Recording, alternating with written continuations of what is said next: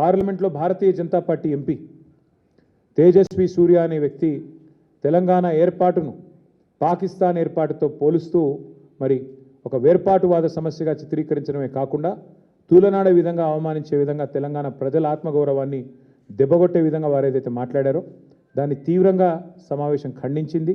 నిజంగా అక్కడ ఒక్క బీఆర్ఎస్ ఎంపీ ఉన్న లోక్సభలో మరి వెంటనే తిరగబడి అక్కడికక్కడే అవసరమైతే తేజస్వి సూర్యని నిలదీసి క్షమాపణ చెప్పించే విధంగా కార్యాచరణ ఉండేది.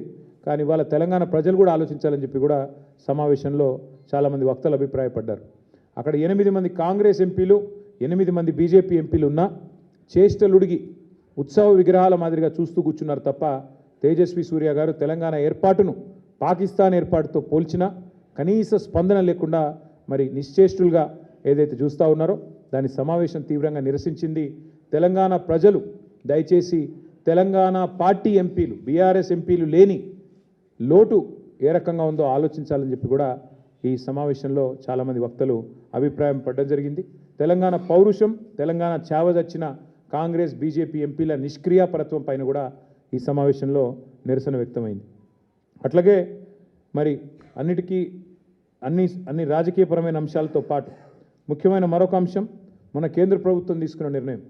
ఈ మహిళా రిజర్వేషన్ బిల్లుని మరి వారు ఉద్దేశపూర్వకంగానే అడ్డుకున్నట్టుగా కనబడ్డది. అల్టిమేట్గా చూస్తే డీలిమిటేషన్తో ముడిపెట్టి మరి అనవసరంగా లేని ఒక కార్యక్రమం స్టార్ట్ చేసి మొత్తానికి మహిళా లోకాన్ని దేశంలోని అందరి ప్రజల్ని కూడా గందరగోళంలోకి ఏదైతే భారతీయ జనతా పార్టీ ప్రభుత్వం నెట్టిందో మరి 30 ఏళ్ళుగా ఈ మహిళా బిల్లుకు సంబంధించిన చర్చలు జరుగుతూనే ఉన్నాయి.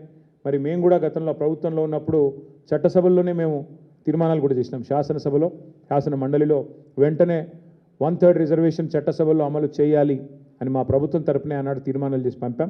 ఈ సమావేశం ద్వారా కూడా మా పార్టీ యొక్క విస్తృత స్థాయి సమావేశం ద్వారా కూడా మహిళా రిజర్వేషన్ల విషయంలో పూర్తి చిత్తశుద్ధిని మళ్ళీ వ్యక్తం చేస్తూ తప్పకుండా వెంటనే కేంద్ర ప్రభుత్వం కూడా ఈ విషయంలో సానుకూల నిర్ణయం తీసుకొని రిజర్వేషన్లను వెంటనే అమల్లోకి తీసుకొని రావాలని చెప్పి కూడా మరి ఈ సమావేశంలో తీర్మానం పాస్ చేయడం జరిగింది.